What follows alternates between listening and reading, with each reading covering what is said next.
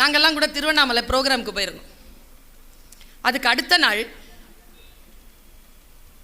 இந்த விருத்தாச்சலம் ஸ்ரீமுஷ்ணம் அது பக்கத்தில் ஒரு கோவில், அந்த கோவிலில் பொங்கல் விழா. நான் இதை சொல்கிறேன், சத்தியமாக சொல்கிறேன், கரெக்டான டேர்ம்ஸில் இது போயிடுச்சுன்னா அரச மரம் போதி மரமாகும், அந்த துளி முத்தாகும். பாருங்க, மிக கவனமாக கேளுங்க இது என்னன்னு. நான் போய் உட்கார்றேன், நிகழ்ச்சி முடிஞ்சது, உரி அடிக்கிற ஃபங்க்ஷன். அது போட்டி நடத்துவீங்கல்ல, உரி. எத்தனை பேர் இங்கே உரி அடித்து ப்ரைஸ் வாங்கியிருக்கீங்க? உரி அடிச்சிருக்கீங்கன்னு தான் சொல்லணும், ப்ரைஸ் வாங்கியிருக்கீங்கன்னு சொன்னேன். கஷ்டம் பாருங்கள், நிறைய பேரில் இல்லை, முடியாது, அவ்வளோ சீக்கிரம் முடியாது. உரி அடித்து ப்ரைஸ் வாங்குறது கஷ்டம். பாருங்கள், அங்கே அந்த காம்படிஷன் நடந்துட்டு இருந்தது. நான் சொல்கிறேன், கவனமாக கேட்டுக்கோங்க, வாழ்க்கையில் பயன்படும். என்ன ஆச்சு, ஒரு 100 பேர் பார்ட்டிசிபென்ட்ஸ், 6லேருந்து 18 வயது வரைக்கும் பார்ட்டிசிபென்ட்ஸ். ப்ரோக்ராமினுடைய ரூல் என்னன்னா, எடுத்து 1 அட்டம்ப்ட் தான், மிஸ் ஆயிடுச்சுன்னா கையிலேருந்து கம்பு பிடுங்கிக்கிறாங்க. அத்தனை பேரும் கலந்துக்கிட்டாங்க. 6 வயசு பையன் ஜெயிச்சான். 6 வயசு ஜெயிச்சுட்டு வந்து இப்படி வந்து உட்காந்தான். என் பக்கத்தில் ஃப்ரண்ட் ரோவில் வந்து உட்காடுறான். ஜெயிச்சிட்டான்ல, உட்காடுறான். நான் அவனை பார்த்தேன், அவன் என்னை இப்படி திரும்பி இப்படி பார்த்தான் பாருங்க, கண்ணு கத்தி மாதிரி இருக்கு. என்ன பேர் உனக்கு? இந்த கண் எப்படி இருந்துச்சு சொல்லவா? என் பதிவுக்கு ஒபாமா சார் இருக்கார்ல, அவர் கண்ணு இப்படி இருக்கும், அப்படி ஷார்ப்பாக இருக்குங்க அவன் கண். அப்படி பார்த்தான். என்ன பேருன்னு பேரை சொன்னான் பாருங்க, ராஜராஜன். அப்படின்னா ஃபுல் பேர் சொல்லுப்பான்னு.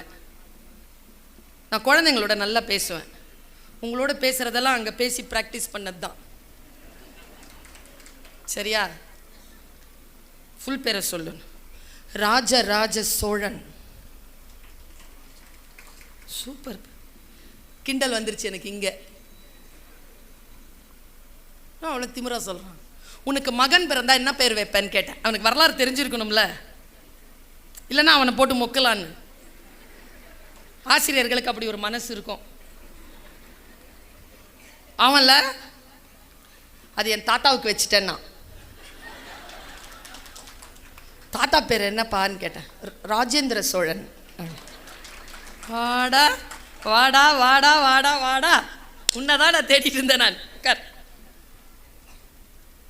நல்லா தெரிஞ்சுக்கோங்க, சில பேர் இருப்பார்கள், அவர்களிடமிருந்து எதையும் கற்றுக்கொள்ள முடியாது. சில பேர் இருப்பார்கள், அவர்களிடமிருந்து நீங்கள் மிக முக்கியமான விஷயத்தை கற்றுக்கொள்ளலாம். ஆனால் எதை கற்றுக்கொள்வது, யாரிடமிருந்து கற்றுக்கொள்ளாமல் விடுத்து செல்வது என்கின்ற பேரறிவு உங்களுக்கு ரொம்ப ஷார்ப்பான கவனம் இருந்தால்தான் வரும். இல்லைன்னா தவறான மனிதர்களுடைய வழிகாட்டுதலையெல்லாம் கேட்டுக்கிட்டு ஆமாம் ஆமான்னு நடந்துருவோம். அவன்கிட்ட இவ்வளோ பேசிட்டேன்னா, ஜெயிச்சுட்டு வந்திருக்கானா, பா நீ எப்படி ஜெயிச்சேங்கிற அந்த ரகசியம் எனக்கு வேணும் மனசில் சொல்லிட்டேன்.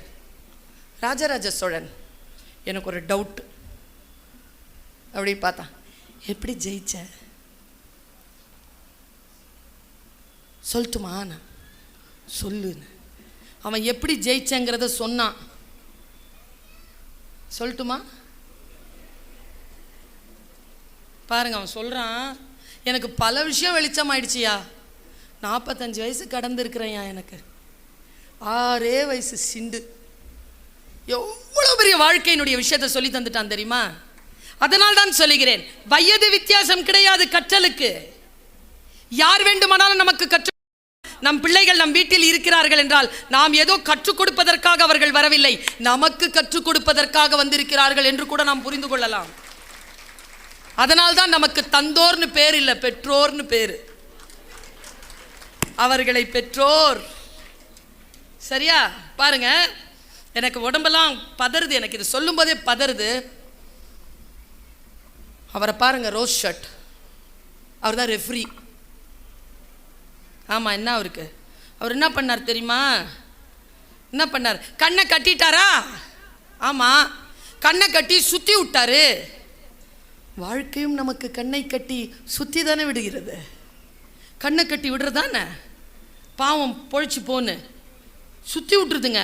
சுற்றி விட்டாலும் பரவாயில்லைங்க, அவர் காதில் வந்து விசில் ஊன்னு ஊதி இருக்கிறார். ஏன்னா யாரும் வழிகாட்டிடக்கூடாதுன்னு. அப்புறமா அவர் தப்பாக வழிகாட்டி இருக்கார். இந்த 4 சிரமங்கள் அந்த குழந்தை சகித்திருக்கிறது. ஒன்று, கண்ணை கட்டி இருக்கிறார். அவனை கண்ணை ஓப்பனாக விட்டு கையில் கொடுத்தாலே அவனுக்கு உடைக்கிறதுக்கு 1 வருஷம் ஆகும். அவன் கண்ணை கட்டி விட்டு சுற்றி விட்டு காதில் விசில் ஊதி தப்பாக வேற வழிகாட்டி இருக்காரு. அப்போ எப்படிப்பா ஜெயிச்ச ராஜராஜான்னு கேட்டேன். சொல்கிறான் பாருங்க எங்கள் புள்ள. இப்படியே சுற்றி விட்டாங்களா, எல்லாரும் லெஃப்டில் போ ரைட்டில் போ லெஃப்டில் போ ரைட்டில் போன்னு எத்தனை பேர் இருக்கிறாங்க பாருங்கண்ணா. 500 பேருக்கு மேலே இருந்தாங்க. அத்தனை பேரும் கத்துறாங்க. நான் என்ன பண்ணேன், இப்படி கேட்டுக்கிட்டே இருந்தேன்னா அங்கே உள்ளேருந்து கூட்டத்திலேருந்து ஒரே ஒரு குரல் கேட்டுச்சு, ராஜா. அது எங்கள் அம்மா குரல், என் அம்மா குரல். உடனே என்ன பண்ண, கட்டி இருக்கக்கூடிய அந்த துணிக்கு உள்ள என் கண்களை கட்டி கொண்டேன். he went to the தியானம் பொசிஷன். கவனத்துக்குள்ளே போயிட்டான். நாம் கண்ணை கட்டினா அந்த இதில் ஏதாவது தெரியுமான்னு பார்ப்போமா இல்லையா? அவன் பார்க்கல, அவன் மூடிட்டான் கண்ணை. Complete concentration. ராஜா யார் சொல்லியும் கேட்காத, அம்மா சொல்கிறது கேளு. லெஃப்டில் போ, லெஃப்டில் போனான். ரைட்டில் வாடா, ரைட். முன்னால் போ, கையை தூக்கு, அடிக்காத அடிக்காத அடிக்காத, மேலே கீழே இறங்கிட்டு இருக்கு, அடிக்காத அடிக்காத, கவனமாக கேளு கேளு கேளு கேளு. கையை ஓங்கி அப்படியே இரு அப்படியே இரு. அப்படி அட்ராம அவனை நான் அடிச்சுனா உடஞ்சிச்சு. கவனம். ஒரு புத்தகம் ஏன் வாசிக்க வேண்டும்? கவனம். ஒரு புத்தகத்தை வாசிக்கின்ற பொழுது புத்தகத்தை தவிர்த்து நீங்கள் வேறு எதுவும் செய்துவிட முடியாது. அந்த கவனம் உங்களுக்கு கிடைக்கும். விளையாட்டு, இந்த 2 வேலையை மட்டும் செய்யாதீங்க. குழந்தைகளை திட்டாதீங்க, இந்த 2 வேலையை சொல்லி திட்டாதீங்க. நடிக்காதரா, விளையாடாதரா. ஏன்னா இன்னைக்கு இந்த 2 டிபார்ட்மெண்ட் தான் நிறைய சம்பாதிச்சிட்டு இருக்கு. சம்பாதிக்கிற மாதிரி நடிடா, சம்பாதிக்கிற மாதிரி விளையாடுடா. இந்த குழந்தைகள் வேகமான ரீல்ஸ் பார்க்குறீங்கல்ல பிள்ளைகளா, இந்த பிசாசு ஒன்று இருக்குது கையில். வேகமான ரீல்ஸ் பார்த்தீங்கன்னா நிதானமாக படிக்க முடியாது. உங்கள் எல்லாருக்கும் நான் சொல்கிறேன், சே நோ. வாழ்க்கை உங்களுக்கு எஸ்ன்னு சொல்லி டிக்கடிக்கும். ஆனால் இதுக்கு நீ நோ சொல்லணுமே. பல விஷயங்களுக்கு நீ நோ சொன்னால் வாழ்க்கை உனக்கு எஸ் சொல்வதற்கான வழிகளை தரும். நான் உங்கள் அத்தனை பேருக்கும் சொல்லுகிறேன், முதலில் எதை நீங்கள் செய்தாலும் இந்த உலகம் கேலிதான் செய்யும், பிறகு கைத்தட்டும். கேலி செய்தால் கூட விழ மாட்டோங்க, கைத்தட்டலில் விழுந்தவர்கள் அதிகம் பேர். நான் சொல்லித் தருகிறேன், கேலி செய்கின்ற பொழுது எப்படி விழாமல் நிற்க வேண்டுமோ, கை தட்டுகின்ற பொழுதும் விழாமல் நிற்க வேண்டும். அப்பொழுதுதான் மக்கள் உங்களை பின்பற்றுவார்கள். எங்கே கை தட்டுகின்ற பொழுது, நாம் 10ஆம் கிளாஸ்ல கைத்தட்டி +2ல ஒண்ணுமே படிக்க மாட்டேங்குது. +2ல கைத்தட்டி விட்டுறாங்களா, ப்ரொஃபஷனல் கோர்ஸில் ஜெயிக்க மாட்டேங்க. அவர்களுக்கு சொல்லித்தருங்கள். வெற்றிகள் என்பது பொறுப்பு தானே தவிர கொண்டாடுவதற்கான விஷயம் கிடையாது என்பது நம் குழந்தைகளுக்கு சொல்லித்தர வேண்டிய அவசியம் நமக்கு இருக்கிறது. வாசித்தால் இதெல்லாம் நமக்கு புரிந்து போகிறது. ஒருவரை எப்படி பார்ப்பது, ஒருவரை எப்படி புறம் தள்ளுவது, ஒருவரை எப்படி ஏற்றுக்கொள்வது, ஒருவருடைய விஷயத்தில் எதையெல்லாம் நகர்த்துவது, எதையெல்லாம் நகர்த்தாமல் இருப்பது என்பதை குறித்து பல விஷயங்கள் நமக்கு தெரியுது. நான் யோசிச்சு பார்க்குறேன், சொற்கள் நமக்கு அப்படித்தான் வந்து சேரும். சொற்கள் வந்து சேருகின்ற பொழுது கவனமாக காதில் கேட்க மாட்டோங்க. இப்போ உங்களுக்கு பேசுறது கேட்கறதுக்காக என்ன மாதிரி ஆட்களை கூப்பிடணும். நான் சொல்லட்டுமா, என்னில் பல மடங்கு அதிகமான விஷயங்களை உங்கள் வீட்டில் இருக்கக்கூடியவர்கள் உங்களுக்கு அன்றாடம் சொல்லி கொண்டு தான் இருக்கிறார்கள். கேட்பதில்லையே நாம். இதில் பெரிய பிரச்சனை என்ன தெரியுமா? சத்தியமாக சொல்கிறேன், சில நேரங்களில் யாரேனும் ஏதேனும் ஒரு வார்த்தை சொன்னால் அந்த வார்த்தை சொல்லுவதற்கான வலிமை கொண்டவர்கள், வல்லமை கொண்டவர்கள் மூலமாக அந்த வார்த்தை வருகின்ற பொழுது அந்த வார்த்தைக்கு அதிகமான மரியாதை கிடைத்து போகிறது. ஒன்றும் இல்லைங்க, நான் இந்த பொசிஷனுக்கு வந்து நிற்கிறதுக்கு 30 வருஷம் ஆச்சுங்க. 30 வருஷம், 30 ஆண்டு காலத்துடைய கடினமான உழைப்பிற்கு பிறகுதான் நான் உங்கள் முன்னால் நிற்கிறேன். கடந்த 5 ஆண்டுகளாகத்தான் இந்த சோஷியல் மீடியாவில் வரேன். ஆனால் நான் சோஷியல் மீடியாவில் இருந்தேனோ இல்லையோ பேசிக்கொண்டே இருந்தேன். சோஷியல் மீடியாக்காக பேசியவள் இல்லை நான். அதனால யாருமே இல்லாம வேற இந்த தம்பியை மட்டும் நிறுத்துங்களேன், இதே ஜோர்ல பேசுவேன். ஏன் தெரியுமா? இந்த அறிவு எனக்கு எப்போ வந்ததுன்னா, நான் பிரான்ஸ் நாட்டுக்கு போகும்போது வந்தது. சத்தியமா சொல்றேங்க, நீங்கள் எல்லோரும் புரிந்து கொள்ளுங்கள், வாழ்க்கை நமக்கு வெற்றிகளை தராது, வாய்ப்புகளைத்தான் தரும். வாய்ப்புகளைத்தான் வெற்றிகளாக நாம் மாற்ற வேண்டும். ஃபஸ்ட்டுங்க போகிறேன் வெளிநாடு, அதாவது அது ஃப்ரான்ஸுக்கு ஃபஸ்ட்டாக போகிறேன். அப்போ கூட வருவாங்கள்ல கொஞ்சம் பெரியவங்க, அவங்க வந்து எதுக்கு பர்வீன் சுல்தானுக்கு ஞாயிற்றுக்கிழமை காலையில் போட்டிருக்கீங்க, அவங்களுக்கு சனிக்கிழமை காலையில் போடுங்க அப்படின்ட்டாங்க. பாருங்க, முடிஞ்சு போச்சு. சனிக்கிழமை காலையில் யாருமே வர மாட்டாங்க. நீங்கள் நம்புனா நம்புங்க, அந்த ப்ரோக்ராமில் நான் இருக்கிறேன். 7 பேர் இருந்தாங்க அரங்கத்தில். அதில் 7 பேரில் 3 பேருக்கு தமிழ் தெரியாது, ஃப்ரெஞ்சு இந்த மைக். இந்த 4 பேரில் ஒருத்தங்க ப்ரோக்ராம் நடத்துகிற ஹெட்டு பாரதிதாசன், அடுத்து அவங்க ஒய்ஃபு, அடுத்து அவங்க 2 பசங்க. கம்பனில் பெண்மை தலைப்பு 2012 பேசுகிறேன். என்ன தெரியுமா, ஒரே நிமிஷம் கண்ணை மூடி தியானித்தேன். அங்கே இருக்கிற சேர்ஸ் எல்லாம் இருக்குல்ல, கண்ணை மூடி தியானித்தேன். எனக்கு எங்கே ஞாபகம் வந்துச்சு தெரியுமா, எங்கள் தூர்தர்ஷன் ஞாபகம் வந்துருச்சு. தூர்தர்ஷனில் ஒரே ஒரு கேமராமேன் மட்டும் இருப்பார், நாங்கள்லாம் வீராவேசமாக பேசிகிட்டு இருப்போம். அது எடுத்து போடுவாங்களா, நான் நினச்சிட்டேன் இது தூர்தர்ஷனாக இருந்துட்டு போகுது. ஃபுல் ஃபோர்ஸில் பேசினேங்க. இன்றைக்கும் 2012 கம்பெனியில் பெருமை பிரான்ஸ் பர்வீன் சுல்தானா ஸ்பீச்னா வருது. 1,46,00,000 பேர் பார்த்துருக்காங்க. 4 பேருக்கு பேசினேன் தான். வாழ்க்கை உங்களுக்கு வாய்ப்புகளைத்தான் தரும், வெற்றிகளாக அதை நாம் தான் மாற்றிக்கொள்ள வேண்டும். பாருங்க, ரொம்ப நுட்பமான வார்த்தை. என்னுடைய தகப்பனார் என்ன 2 வயசுலேருந்து 15 வயசு வரைக்கும் தாலாட்டு பாடி வளர்த்தார். அம்மா பாட மாட்டாங்க, அப்பா தான் பாடுவார். ரொம்ப அழகாக பாடுவார் அப்பா. சரி, நான் சொன்னேனே 2 வயசுலேருந்துன்னு, அதுக்கு முன்னால் அப்பா, அதுக்கு முன்னால் என்னை தொடவே மாட்டாராம், தூக்கவே மாட்டாராம் அப்பா. எப்போதுலேருந்து, நான் பிறந்ததுலேருந்தே.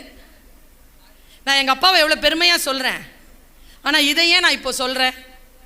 இதிலும் போதி மரமாக அரச இலைகளை போதி மர இலைகளாக மாற்றுவதற்கான ஏதோ ஒரு நுஸ்க், ஒரு சூட்சுமம் இருக்குது பாருங்க. கோஷாஸ்பத்திரியில் எங்கள் அம்மா என்ன பெத்தெடுக்கிறாங்க. அம்மாட்ட காசு இல்லை, வறுமை. 3வது பொம்பளை பிள்ளை கருப்பாக இருக்கிறேன்னு சொல்லிட்டு யாரோ அப்பாட்ட சொல்லிட்டாங்க. அப்பா வரல.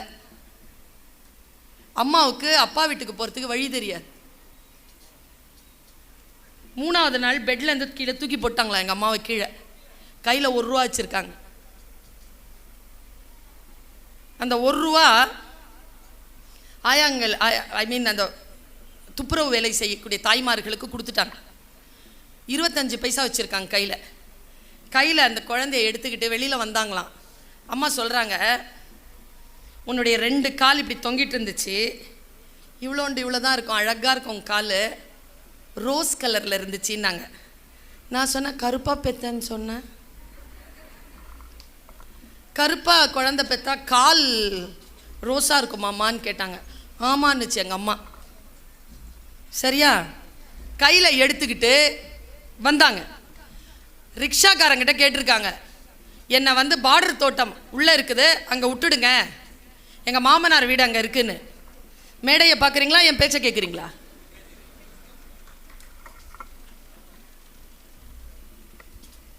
ரிக்ஷாக்கார் சொன்னாராம், 1 ரூபா ஆகும்னாராம். இங்கே பாரு, புள்ள பெற்று 3 நாள், எனக்கு போக வழி தெரியாது, என் மாமனார் வீட்டில் விடுறியா இல்லையா? 15 பைசா பிள்ளைக்கு பால் வாங்க வேணும், 10 பைசா தான் தருவேன். அந்த ரிக்ஷாக்காரில் ஏறுமா அப்படின்னாராம். ஏறி உக்காந்து ஃபஸ்ட்டு பயணம் என்னுடையது. நான் போயிருக்கேன். எங்கள் அம்மா இதை சொல்லி எங்கே தெரியுமா நிறுத்துனாங்க, எனக்கு எப்போ தெரியுமா சொன்னாங்க, நான் ரொம்ப முதல்ல மலேசியாவுக்கு கிளம்புறேன்.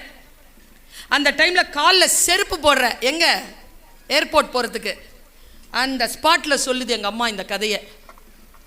ஏம்மா இப்போ சொன்னீங்க நீங்கன்னு சொன்னீங்க. இல்லை, என் குழந்தை இப்படி கையில் பிடிச்சிட்டு இருக்கும்போது அந்த 2 காலை பார்த்தேன்ல, அது இப்போ இப்படியே கண்ணில் இருக்குது. அந்த 2 கால் தான் இப்போது மலேசியா போகுது, ஃப்ளைட் ஏற போகுது சொன்னாங்களா? இல்லை, நான் கண்டுபிடிச்ச விஷயம் என்ன தெரியுமா? போகும்போது எங்கள் அம்மா சொன்னது, அங்கே எங்கேயாவது கடல் இருந்துச்சுன்னா கால் நினச்சிரு சுல்தானா. ஏம்மான்னு கேட்டேன். நான் சொல்கிறேன் பாருங்க, படிச்சிருக்கணும்லாம் கிடையாதுங்க. இங்கே ஆழமான அறிவும் விழிப்புணர்வும் இருந்தால் போதும்.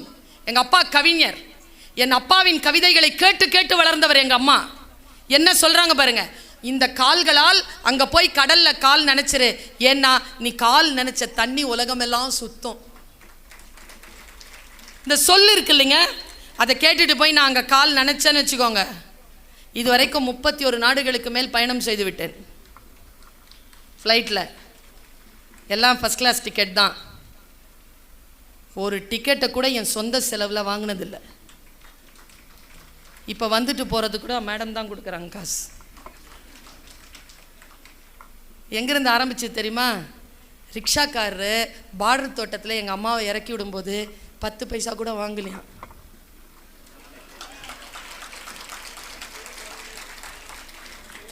பத்து பைசா செலவு இல்லாமல் ஃபஸ்ட்டு தொடங்கின பயணம் இதோ இது வரைக்கும் சுற்றிக்கிட்டு இருக்கிறேன்னா ஒரே காரணம், கவனம்.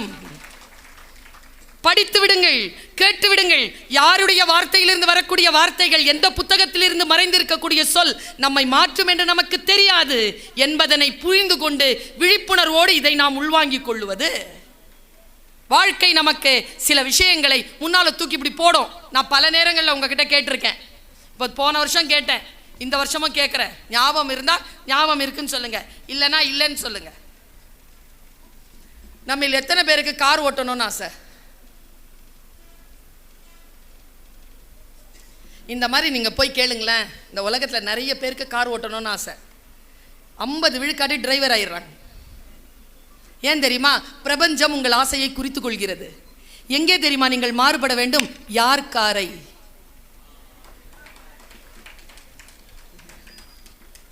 என் சொந்த செலவில், என் உழைப்பில், என் கல்வியின் அறிவில், என்னுடைய முயற்சியில் நான் முறைப்படி அறத்தோடு சம்பாதித்த காசிலிருந்து இதோ இந்த பிராண்ட்ல கார் வாங்கி இதோ இந்த தெருவில் நான் ஓடிட்டு போனோன்னு பிரபஞ்சம் குறித்து கொள்ளும். நீ எதை தேடுகிறாயோ அது உன்னை தேடுகிறது.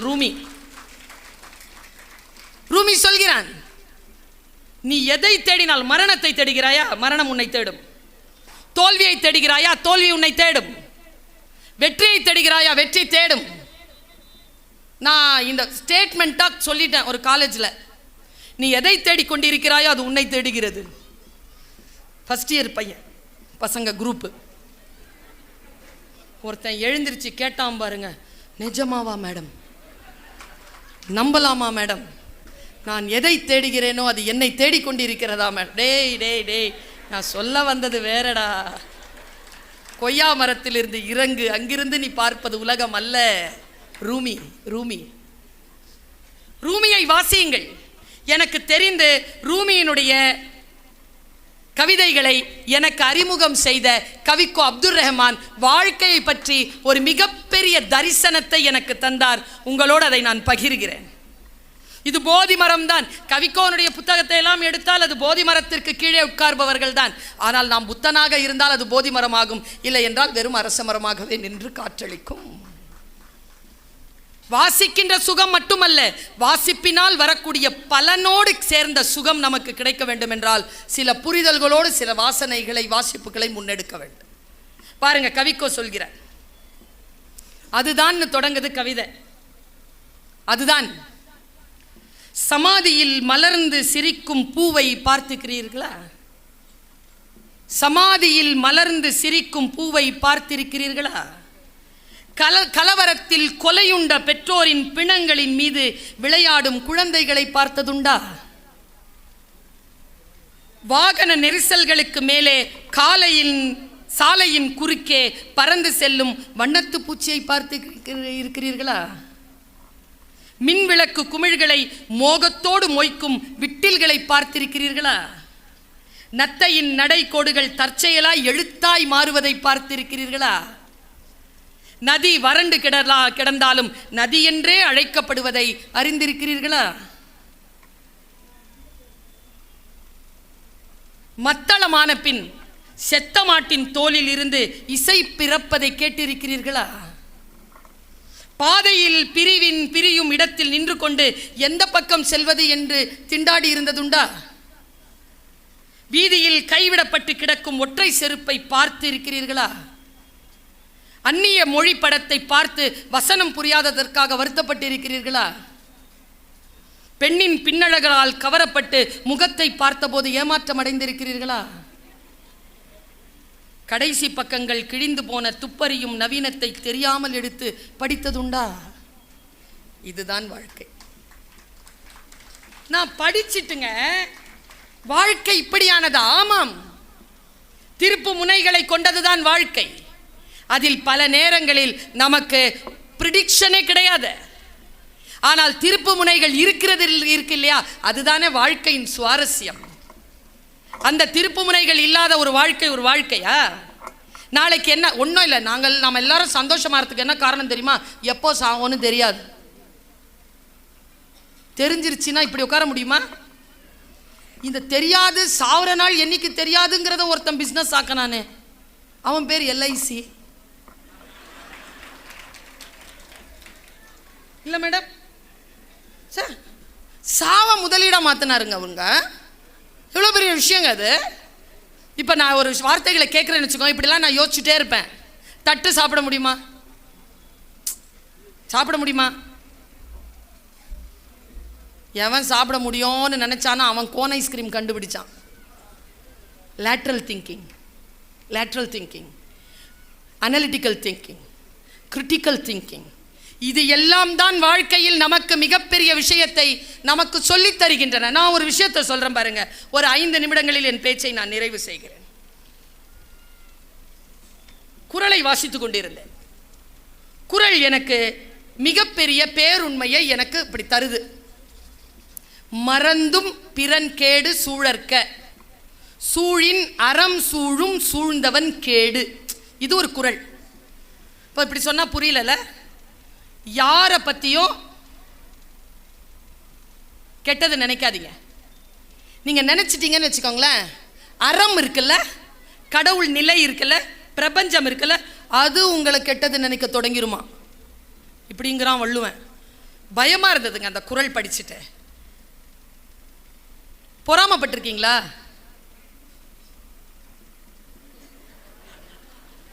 இப்போ ஒரு விஷயத்தை ரிவீல் பண்ற மேடம். யாருக்கெல்லாம் முட்டி வலி இருக்குதோ அவர்களெல்லாம் பொறாமை குணம் கொண்டவர்கள். இதை நான் சொல்லலை. என்னன்னா ஒன்றும் இல்லைங்க.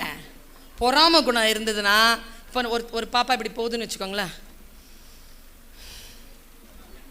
அவன் நல்லா தான் போவா. முட்டி தான் வலிக்குமா? எனக்கு இது புரியல. எனக்கு பால்ராவ் ஆயன் சார்னு ஒருத்தர் இருந்தார். அவர் தான் எங்களுக்கு கிளாஸ் எடுப்பார். பேராசிரியர்களுக்கு ரெஃப்ரெஷர் கோர்ஸ், ஓரியன்டேஷன் கோர்ஸ்லாம் எடுப்பார். அந்த மாதிரியான ஒரு மீட்டிங்கில் போய் உட்காரும்போது அவர் தந்த அற்புதமான மேட்டர் நான் ஒன்று சொல்கிறேன். புத்தக வாசிப்பை அரச மரத்தில் கீழே உட்கார்கின்ற சாமானியனாக இல்லாமல் அரச மரத்திற்கு கீழே உட்கார்கின்ற புத்தனாக மாறி நீங்கள் அதை கையில் எடுத்தால் அது போதி மரமாக மாறும்ன்றாங்களே. அப்போ கொஞ்சம் மென்டல் கிளியரன்ஸ் இருக்கணும். மென்டல் கிளியரன்ஸ் இல்லாமல் அதை போதி மரமாக மாற்ற முடியாது. இந்த மென்டல் கிளியரன்ஸ்க்காக சொல்கிறேன்.